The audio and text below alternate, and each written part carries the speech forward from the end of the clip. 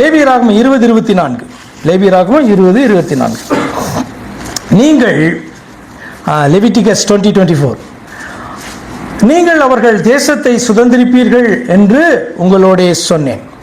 பாலும் தேனும் ஓடுகிற அந்த தேசத்தை உங்களுக்கு சுதந்திரமாக கொடுப்பேன். உங்களை மற்ற ஜனங்களை விட்டு பிரித்தெடுத்த உங்கள் தேவனாகிய கர்த்தர் நானே. சொல்றாரு, நான் உங்களுக்கு சொன்னதான் இந்த காரியத்தெல்லாம் நான் கொடுப்பேன், செய்வேன்.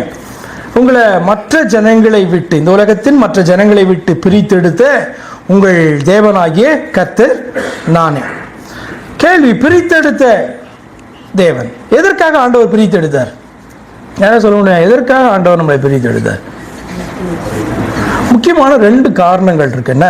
ஒன்று, பரிசுத்தமாய் வாழும்படி, இதற்காக அவர்களுக்காக அவரை சேவிக்கும்படி, அவரை ஆராதிக்கும்படி, இப்படி நிறைய நீங்க சொல்லிட்டே போகலாம். 2 முக்கியமான காரணம் இருக்கு, அதை மறந்துடாதீங்க. எதற்கு பிரித்தெடுத்தார்னா, யாத்திராகமம் 29ஆம் அதிகாரம் 46வது வசனம், எக்ஸோடஸ் 29:46, தங்கள் நடுவே நான் வாசம் பண்ணும்படி தங்களை எகிப்து தேசத்திலிருந்து புறப்பட பண்ணின நான் தங்கள் தேவனாகிய கர்த்தர் என்று அவர்கள் அறிவார்கள். நானே அவர்கள் தேவனாகிய கர்த்தர் அப்படி சொல்றார்.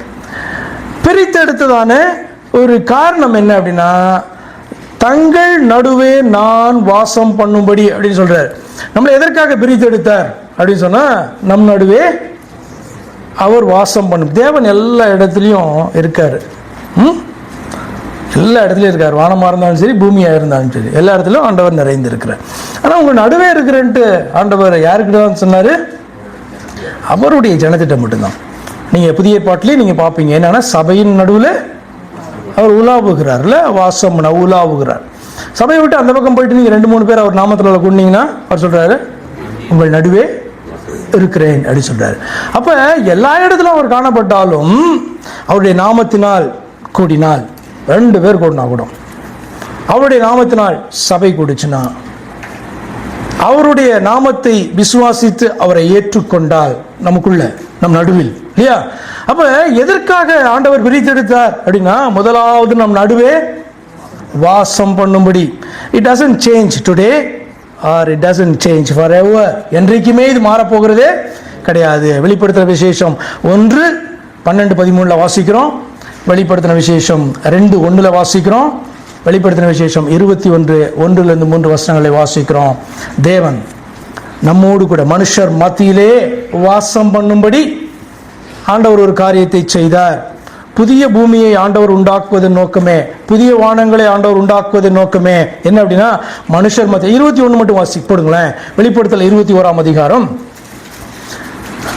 ரெவலேஷன் 21:1-3 போட்டு வாசிங்க. யாராவது ஒருத்தர்? நம் நடுவே வாசம் பண்ணும்படி ஆண்டவர் பிரித்தெடுத்தார் என்பது இந்த பூமியில் மாத்திரமல்ல, மறுமையிலும் அது மாறப்போகிறதே கிடையாது.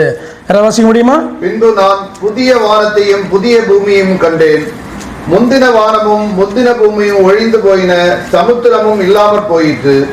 யோவானாகிய நான் புதிய எருசலேம் ஆகிய பரிசுத்த நகரத்தை தேவனிடத்திலிருந்து பரலோகத்தை விட்டு இறங்கி வர கண்டேன். அது தன் புருஷனுக்காக அலங்கரிக்கப்பட்ட மணவாட்டியை போல ஆயத்தமாக்கப்பட்டிருந்தது. மேலும் பரலோகத்திலிருந்து உண்டான ஒரு பெருஞ்சத்தத்தை கேட்டேன். அது, இதோ மனுஷர்களிடத்திலே தேவனுடைய வாசஸ்தலம் இருக்கிறது. அவர்களிடத்திலே அவர் வாசமாயிருப்பார். அவர்களும் அவருடைய ஜனங்களாயிருப்பார்கள்.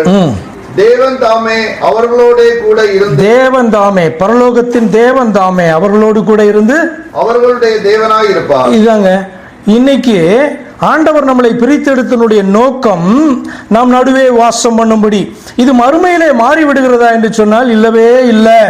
இன்னும் ஓப்பனா, லிட்ரலா பார்த்தீங்கன்னா அவரை பார்க்கும்படியாக, அவரோடு கூட பேசும்படியாக, நம்ம அவருடைய கண்களால் பார்க்கும்படியாக, இன்னும் சொல்ல போனா அவருக்கு ஒப்பானதான அவருடைய பிள்ளைகளாக நாம் வாழப்போகிறதான தருணத்தை குறித்து வேதம் பார்த்தீங்கன்னா தீர்க்க தரிசனமாக பேசுகிறது.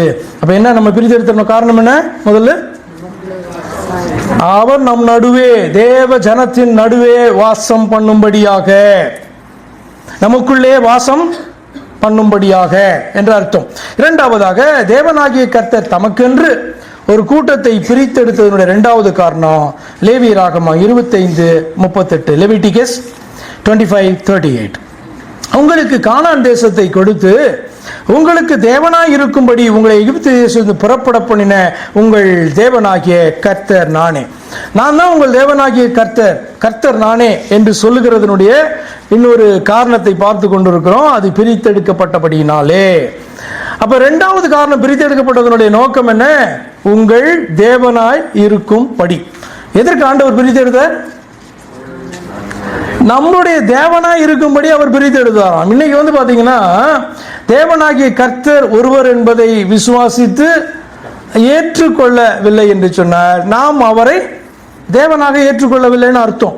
அப்ப கர்த்தர் தன்னுடைய ஜனத்தை பார்த்து திரும்ப திரும்ப கர்த்தர் நானே உங்கள் கர்த்தர், தேவனாகிய கர்த்தர் அப்படின்னு சொல்ல வேண்டியதான காரணம் என்னன்னா, மிஸ் பண்ணாத இந்த பாயிண்ட அப்படின்னு ஆண்டவர் வருஷங்கள் கடந்து போகலாம், வயது முதிர்ச்சி அடையலாம், ஆனாலும் கூட நம்மை ரட்சித்த அந்த தேவன் ஒருவர் என்றும் சிருஷ்டித்தவர் அவர் என்றும் அவருக்காக தான் காத்திருக்கிறோம் என்றுதான் அந்த பாயிண்டை மட்டும் மறந்து விடாதே என்று சொல்லி ஆண்டவர் பிரித்தெடுத்தனுடைய நோக்கத்தை சொல்றார். உனக்கு தேவனாய் இருக்கும்படி, அடுத்தது உன் நடுவிலே உனக்குள்ளே நான் வாசமாய் இருக்கும்படி பிரித்தெடுத்தான். It doesn't change. திரும்பவும் இது மாறப்போகிறதே கிடையாது. வெளிப்படுத்தல் 21 அதிகாரம் 1, 2, 3 நம்ம வாசித்தோம்.